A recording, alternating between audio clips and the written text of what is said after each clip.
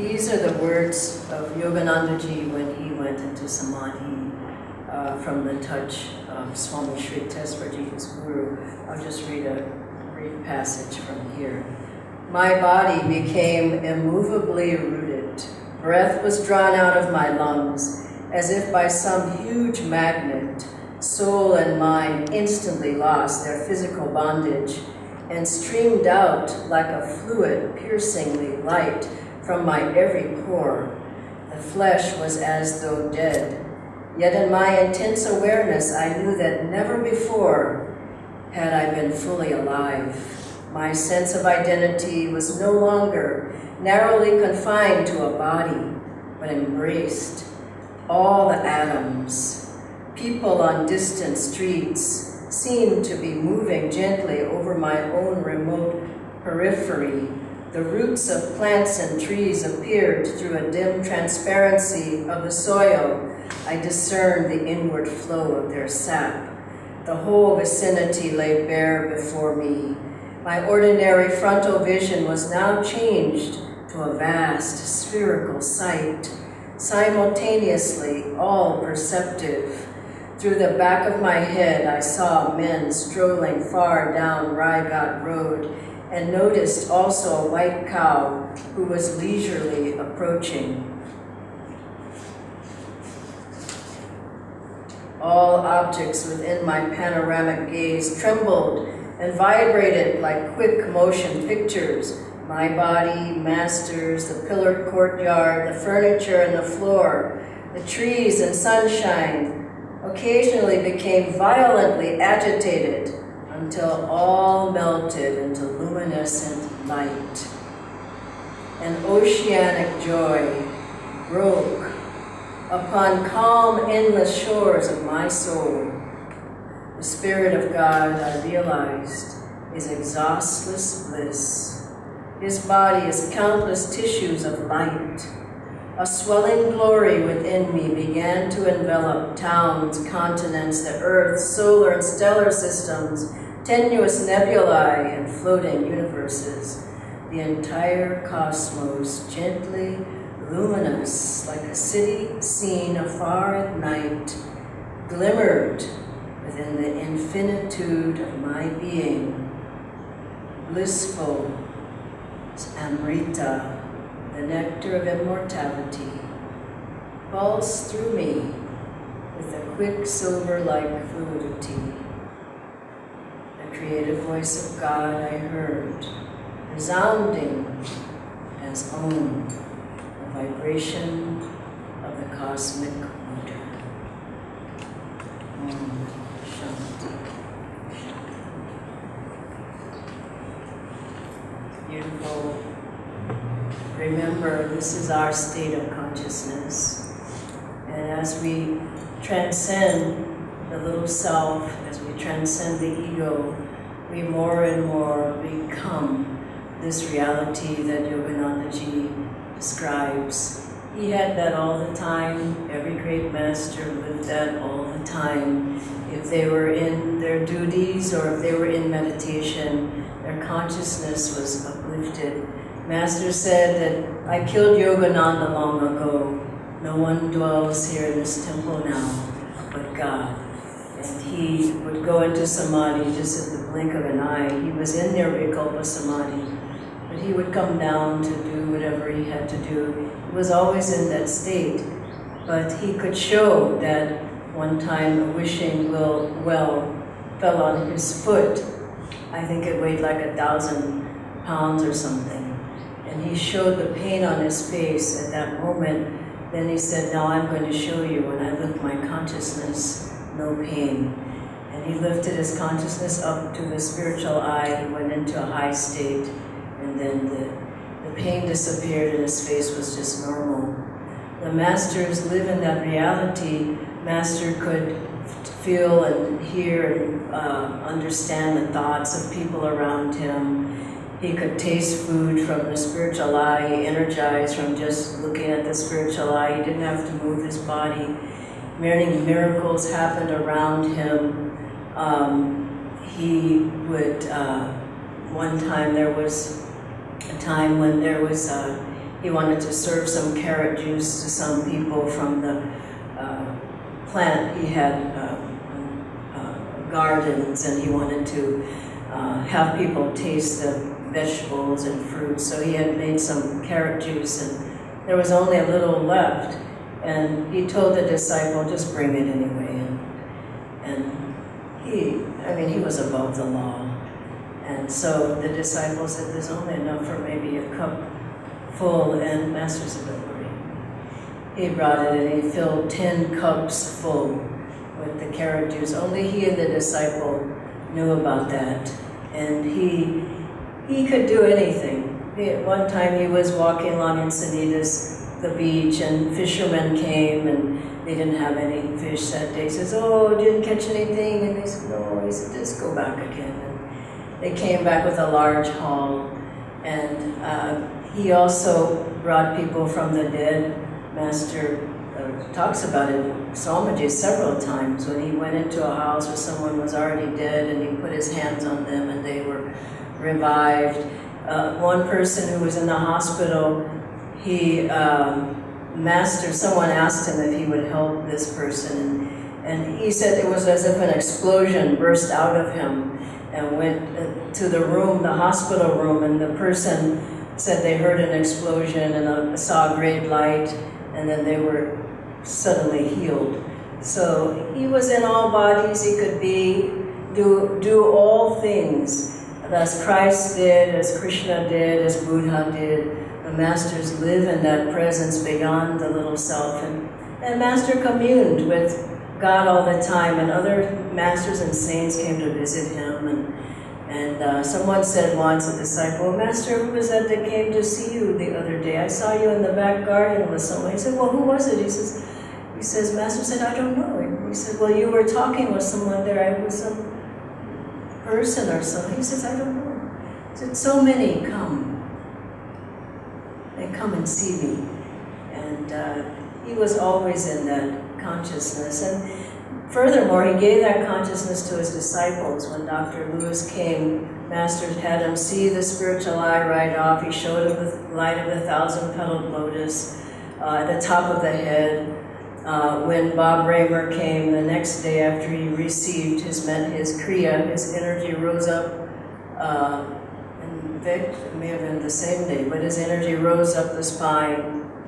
And immediately, these were the things from the touch of the Master. And Kamala Silva, if you read her books, is so beautiful about all the deep, wonderful experiences she had. One experience, she talks about rainbow light as she enters her house.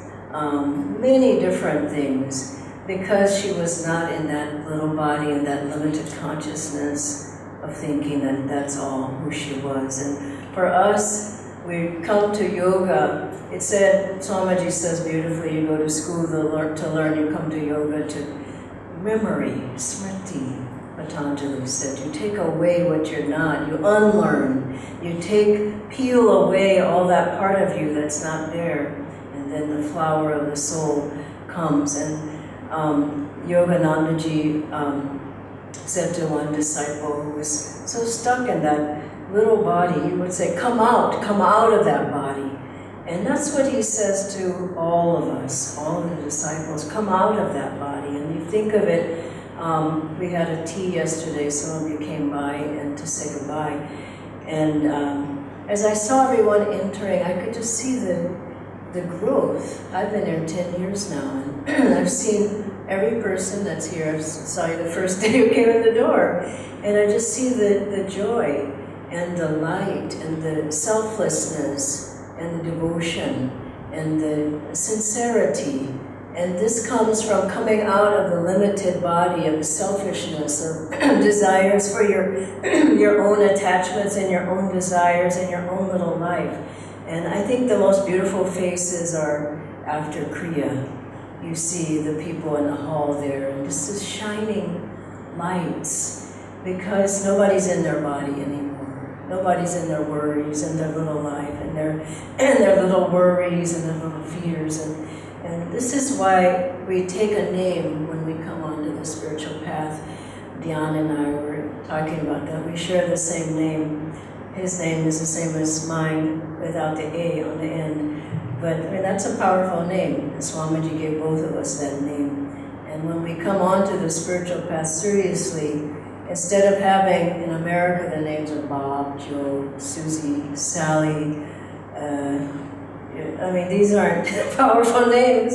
And we ask Swamiji to give us a name. And we take on a name because we're in a new life. We don't want that old life anymore. We're starting afresh on the path with God and gurus. And so our guru gives us a name. And he meditates on that name and feels what name should you aspire to? What name would be a name that you could live by and live for in your life. And that's also why we take vows. When you think about discipleship vow, I will live with God and Guru in my life. That's why we take that vow. And we should recall that vow. When we take the vow of Kriya, I will practice Kriya until I become free, is really what that vow says. I will practice regularly, I will practice faithfully, I will practice with devotion.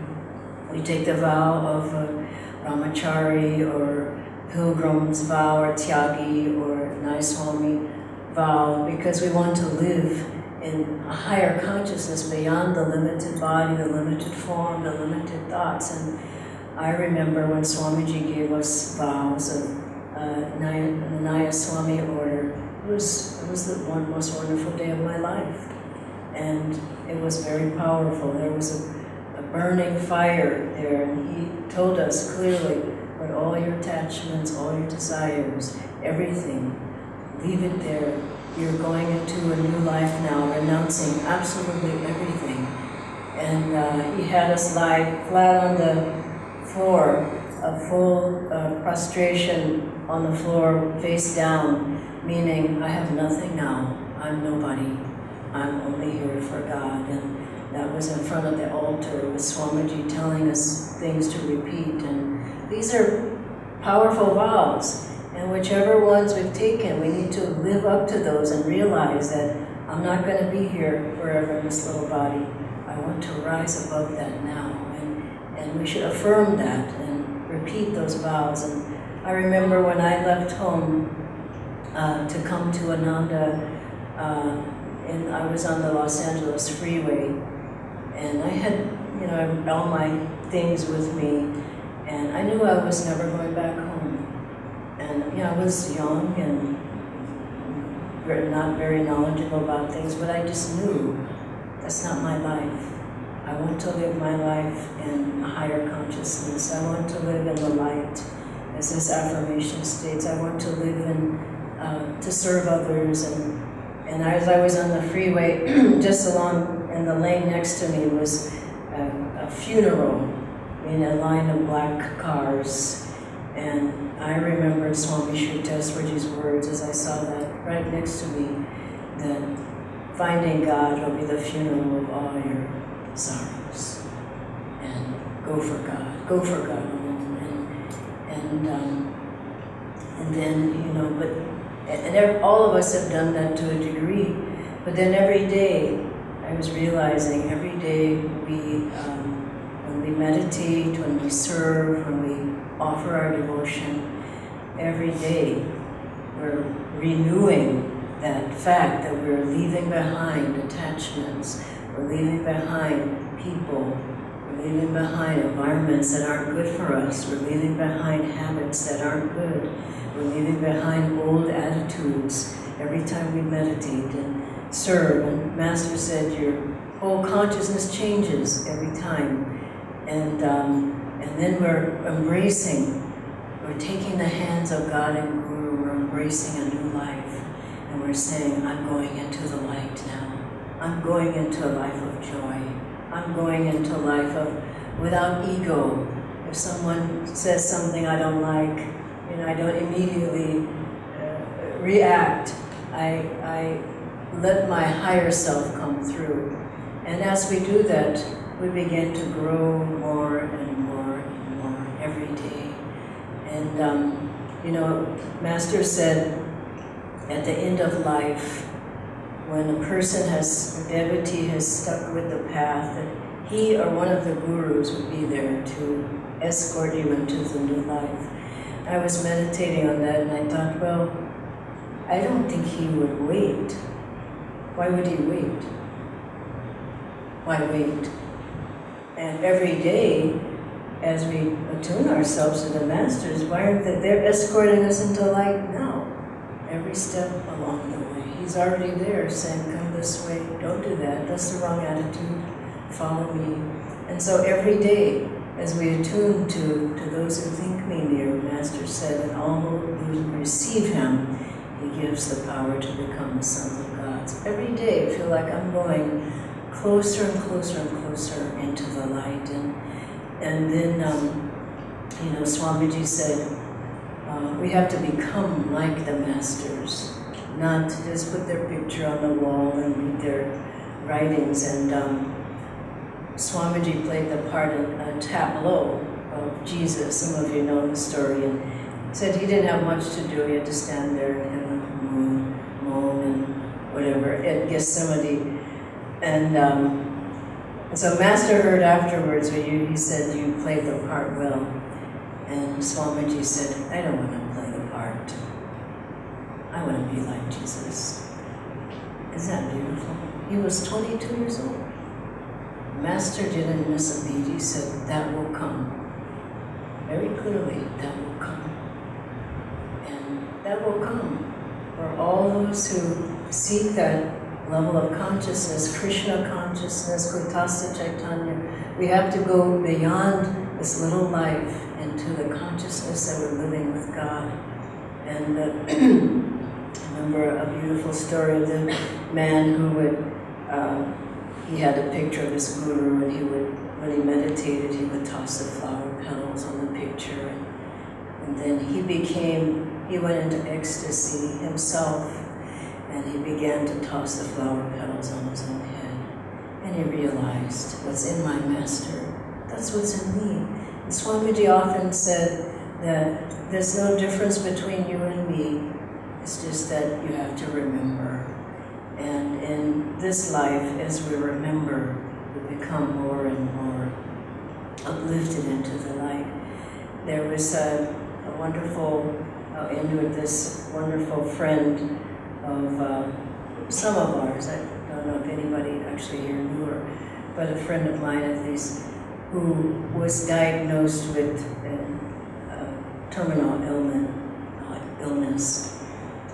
And she could have easily, in 1 year, died because the doctors told her she would leave her body in a year. And it's so wonderful. She called Swamiji and told him, and he said these wonderful words, which I'll leave with all of you. He said, don't go into the consciousness of the disease. It's the same, don't go into the consciousness of this little life.